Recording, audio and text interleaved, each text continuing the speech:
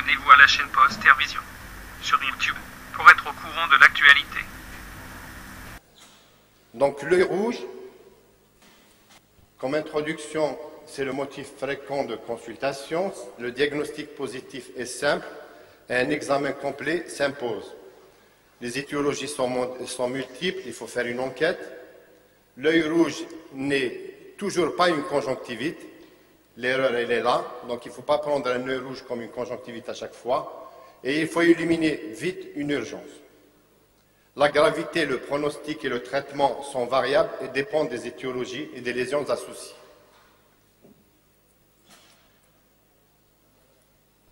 Alors, les signes de gravité sont faciles à mettre en évidence.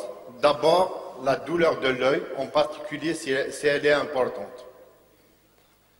Et deuxièmement, la baisse de l'acuité visuelle. Donc, c'est les deux éléments essentiels, la douleur et la baisse de l'acuité visuelle. Les autres signes de gravité, pour les plus avertis bien sûr, l'œil dur comme une bille de bois ou d'ivoire, ça c'est une balle de pétanque donc, et le cercle périkératique qui est une rougeur qui entoure la cornée. Donc, deux questions qu'il faudra poser d'emblée. Y a-t-il des douleurs oculaires et y a-t-il une baisse d'acuité visuelle? Le but, c'est de savoir différencier une pathologie simple d'une pathologie menaçant le pronostic visuel. Et vous avez donc Darwa pathologie, l'œil rouge indolore sans baisse d'acuité visuelle, et l'œil rouge douloureux sans baisse d'acuité visuelle, et l'œil rouge douloureux avec une baisse d'acuité visuelle. L'œil rouge non douloureux sans baisse d'acuité visuelle, vous avez les hémorragies sous-conjonctivales et vous avez les conjonctivites. Les hémorragies sous-conjonctivales, elles sont bien délimitées, c'est une rougeur uniforme, c'est une hémorragie en nappe, elle disparaît spontanément au bout de 3 à 4 semaines, elle est simple, il n'y a aucune cause spécifique. Tout de même, il faudra poser quelques questions, rechercher une hypertension artérielle, un diabète. La manœuvre de Valsalva ou à une taux importante donne des hémorragies de ce genre. Si elle est récidivante, il faut contrôler la tension artérielle et la crase sanguine. Les conjonctivites, les signes fonctionnels, c'est la rougeur diffuse, vous voyez là, par opposition à l'hémorragie sous-conjonctivale où elle est localisée. Elle est indolore avec sensation de graines de sable ou prurite. Donc c'est une sensation de gêne. Ce n'est pas un œil douloureux, c'est une sensation de gêne ou de graines de sable avec un larmoiement et il n'y a pas de baisse d'acuité visuelle. Il y a 3 grands types. Il y a les virales occasionnées généralement par les adénovirus. Elles sont très contagieuses, qui s'accompagnent avec des adénopathies péritragiennes et une rougeur diffuse et des sécrétions claires dans le cul-de-sac conjonctival. Les bactériennes, heureusement, sont rares. Et les allergiques, il faut rechercher le contexte, donc un terrain d'atopie. Les conjonctivites virales, ce sont des conjonctivites qui donnent une épiphora ou un larmoiement abondant, des sécrétions claires. Un syndrome grippal accompagne généralement ces conjonctivites. Elles sont souvent associées à des adénopathies péritragiennes. Chez les enfants, il faut bien sûr leur interdire la scolarité, c'est-à-dire une éviction scolaire pendant une semaine. Les conjonctivites bactériennes, l'agent, c'est généralement des staphylocoques ou des streptocoques, rarement des pneumos ou des hémophilus. Les sécrétions sont purulentes, épaisses et collent les paupières. La bactériologie, il faut faire un échantillonnage du cul-de-sac et envoyer à la bactério pour avoir le germe responsable pour adapter l'antibiothérapie.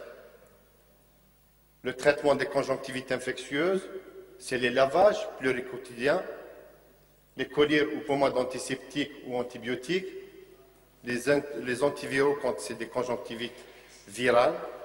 Les corticoïdes sont contre-indiqués s'il y a une suspicion de conjonctivite herpétique, c'est-à-dire une ulcération avec des antécédents. et il faut les adresser tout de suite à l'ophtalmologiste. Je vais juste dire un mot sur le trachome intense parce que ça donne un œil rouge aussi avec des follicules. Là, il faut éverser la paupière et le tableau est évident. Le traitement, c'est la Zithère, une goutte 2 fois par jour pendant 3 jours. Les conjonctivites allergiques, le contexte saisonnier, le prurite, les signes ORL associés, éternuement, rhinorrhée claire, picotement du nez, terrain atopique et l'hypertrophie des papilles que vous voyez sur cette image. Le traitement des conjonctivites allergiques, c'est un traitement local avec du chromoglycate de sodium à titre préventif, les anti-H1, les corticoïdes exceptionnellement et de courte durée quand il y a un chymosis ou bien quand la vision est menacée. Préférez un collier bien sûr sans conservateur. Les traitements péros, ce sont les antihistaminiques H1. Les conjonctivites du nourrisson, c'est des conjonctivites purulentes récidivantes, unies ou bilatérales, avec un larmoiement uni ou bilatéral, généralement occasionné par une perforation congénitale des voies lacrymales. Le traitement, il faut traiter l'infection et attendre un moment de façon, si ça ne cède pas, si ça ne se perméabilise pas, on fait un sondage des voies lacrymales. Les conjonctivites donc bactériennes, virales, allergiques. Et vous avez un tableau qui résume tout ce que je viens de dire avec un mode de survenue généralement aigu dans les bactériennes et virales, chronique dans les allergiques et dans le syndrome sec, les sécrétions purulentes quand c'est bactérien, clair quand c'est viral, et les signes associés, les adénopathies pétragiennes, le rythme de survenue quand c'est épidémique, c'est généralement viral, le terrain atopique dans les allergiques, les complications dans les virales, c'est les kératites, sont très fréquentes, et les opacifications cornéennes dans les syndromes secs. Le traitement, c'est l'hygiène et l'exclusion, surtout les larmes artificielles. L'œil rouge douloureux sans baisse d'acuité visuelle. On a les épisclérites ou les sclérites. Quand c'est la sclère, c'est une sclérite. Quand c'est l'épisclère qui est touché, c'est une épisclérite. Les douleurs sont augmentées par les mouvements oculaires. C'est clair, quand vous avez un bouton d'épisclérite ou de sclérite, quand vous bougez l'œil, donc vous touchez les paupières et ça fait mal. La rougeur, elle est violacée, localisée avec une vasodilatation des vaisseaux. C'est ce que vous voyez sur l'image d'en bas. Le traitement, ce sont bien sûr les corticoïdes locaux. L'épisclérite, vous avez ici des boutons d'épisclérite. Un bouton bien déterminé qu'on retrouve généralement dans les maladies rhumatismales. Et là, vous avez une sclérite, c'est un peu plus profond, la couleur est un peu plus foncée et c'est très douloureux. Le traitement, ce sont les anti-inflammatoires non stéroïdiens et par voie locale et par voie générale. L'épisclérite, vous avez ici un bon bouton d'épisclérite qui est à côté donc du limbe. Je ne passerai pas donc ce chapitre sans vous dire un mot sur le ptérygium, qui est une tumeur bénigne et fibrovasculaire avec des signes fonctionnels, une rougeur par poussée, une sensation de corps étranger avec une irritation oculaire. À l'examen, on retrouve une tumeur triangulaire à sommet cornéen. Le traitement médical, c'est les anti-inflammatoires ou bien les larmes avec des larmes artificielles, donc il faut humidifier, et un traitement chirurgical. L'œil rouge douloureux avec une baisse d'acuité visuelle plus ou moins importante. Donc vous avez soit une kératite, soit une uvéite, soit un glaucome aigu par fermeture de lampe. Donc c'est ce volet qui m'importe le plus parce que c'est les affections sévères de l'œil et qui endommagent la vision. La kératite d'abord, les signes fonctionnels, c'est une baisse d'acuité visuelle avec une douleur. Photophobie, blépharospasme, l'armement, ce sont des signes fonctionnels qui sont en relation avec la cornée. Quand la cornée est atteinte, on a tout le temps une photophobie et des larmoiements. La clinique, vous aurez une ulcération cornéenne avec un fluo positif. Je vais revenir sur la fluo positive. Le test à la fluo, donc on prend une bandelette colorée, on met une goutte de larme artificielle ou d'anesthésique topique et on la met dans le cul-de-sac conjonctival pour colorer la cornée et éventuellement voir s'il y a une atteinte de l'intégrité épithélienne. Vous avez ici une kératite traumatique avec un coup d'angle, c'est très fréquent, ou bien une kératite ponctuée superficielle occasionnée par une brûlure par les ultraviolets. Et vous avez ici un corps étranger sous la paupière, donc qui touche à la cornée, qui fait une abrasion épithéliale avec des ulcérations qu'on voit avec un fléau positif en haut. Ça, c'est un corps étranger sous palpébral.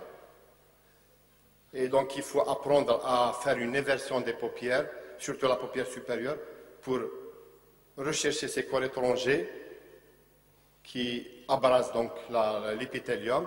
Et en même temps, c'est une technique qu'on a montrée au sud dans le dépistage du trachome. Donc, soit vous le faites à la main, soit avec vous allez vous aider d'un stylo en appuyant sur le cartilage du tarse, vous appuyez et vous éversez la paupière. Voilà. Les kératites virales. Vous avez ici un bon ulcère dendritique de la cornée qui prend la fluo. L'ulcère dendritique herpétique toujours. L'aspect est typique. Et c'est dans ces cas de figure qu'il faut éviter la corticothérapie.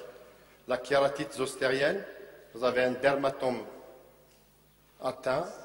Et vous avez ici le ganglion de Gasser avec le nerf maxillaire inférieur, supérieur et la branche ophtalmique.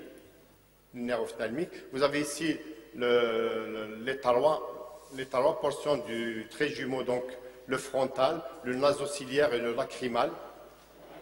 Et vous avez au niveau de la muqueuse conjonctivale les ulcérations cornéennes qui prennent donc les colorants. La kératite infectieuse, vous avez un bon abcès cornéen ici. Et vous avez ici un abcès typique, c'est un abcès mycosique, donc mycotique. Le syndrome sec grave, ça c'est une sécheresse oculaire avec une kératite filamenteuse. Donc vous avez des petits filaments qui ont pris de la fluo. Et pour savoir s'il y a un syndrome sec ou pas, on fait ce qu'on appelle le test de Schirmer. C'est des bandelettes qui nous chiffrent donc s'il y a assez de larmes ou pas. Donc si on a inférieur à 10 mm, c'est-à-dire à moins de 2 cases, il y a une insuffisance de larmes, de production de larmes. S'il y a entre 8 et 12, il y a une possibilité d'insuffisance lacrymale. Et quand c'est normal, donc on avoisine les 18 à 20 mm. Le glaucome aigu par fermeture de langue, c'est une urgence médico-physico-chirurgicale, mais du coup ça veut dire qu'il faut entreprendre un traitement médical de première intention. Physique, le traitement c'est l'iridectomie périphérique au laser, chirurgicale. Donc si vous ne disposez pas de laser, vous êtes obligé de faire ce qu'on appelle une iridectomie périphérique chirurgicale. Elle survient généralement sur un sujet âgé qui a une prédisposition anatomique, une étroitesse de l'angle iridocornéen avec une étroitesse de la chambre antérieure, et au détriment d'une mydriase, c'est-à-dire un facteur favorisant, c'est la mydriase, il y aura un blocage pupillaire, secondairement un blocage trabéculaire qui va nous donner donc une hypertonie aiguë du globe oculaire. Elle survient chez les hypermétropes. La douleur, c'est une hémicranie. La photophobie parce qu'il y a une atteinte cornéenne avec un larmement, une baisse d'acuité visuelle, des signes digestifs puisque c'est un syndrome aigu avec des vomissements et des douleurs intenses. L'œil rouge avec un cercle périkératique. Et sachez qu'un cercle périkératique, toujours, nous renseigne sur une pathologie sévère du globe oculaire. Un œdème de cornée, une chambre antérieure étroite, une semi-mydriase aryflexique par opposition aux uvéites, là où il y a plutôt un myosis qu'une mydriase, et un tonus oculaire élevé en bille de bois à la palpation. Le glaucome aigu par fermeture de langue, le tonus oculaire, vous pouvez le prendre, puisqu'il y a une hypertonie, vous pouvez le prendre en tonomètre à jet d'air, c'est facile. ou bien le tonomètre à aplanation, ou bien au palpébé digital, c'est ce que vous pouvez faire, et vous allez ressentir soit un globe en billes de bois, soit en billes d'ivoire. Le glaucome aigu par fermeture de l'angle, le traitement, c'est une urgence médico-chirurgicale. L'hospitalisation s'impose au milieu spécialisé. Débuter le traitement par des produits hyperosmotiques, le mannitol en intraveineux rapide ou le diamox en intraveineux lente, des antalgiques, un traitement local à base de pilocarpine 2%, donc il faut ramener la pupille en myosis, une goutte toutes les 10 minutes, puis une goutte 3 fois par jour jusqu'à la réalisation de l'éridectomie périphérique au laser. Le traitement de l'œil à Delphes est à programmer parce que la prédisposition est bilatérale, donc il risque de faire une fermeture de l'autre côté, donc il faut faire une éridectomie périphérique au laser. L'uvéite ou iridocyclite, c'est une inflammation de l'UV, de l'iris et du corps ciliaire. Il y a douleur forcément, il y a rougeur, il y a larmoiement, il y a photophobie, il y a BAV, baisse d'acuité visuelle, et il y a un myosis qui est irrégulier. Il est irrégulier tout simplement parce qu'il y a des synéchies irido-cristalliniennes. C'est ce que vous voyez ici en bas. L'uvéite et le traitement, il faut donner des médiatiques en urgence, type atropine, des corticoïdes locaux et des anti-inflammatoires non stéroïdiens locaux.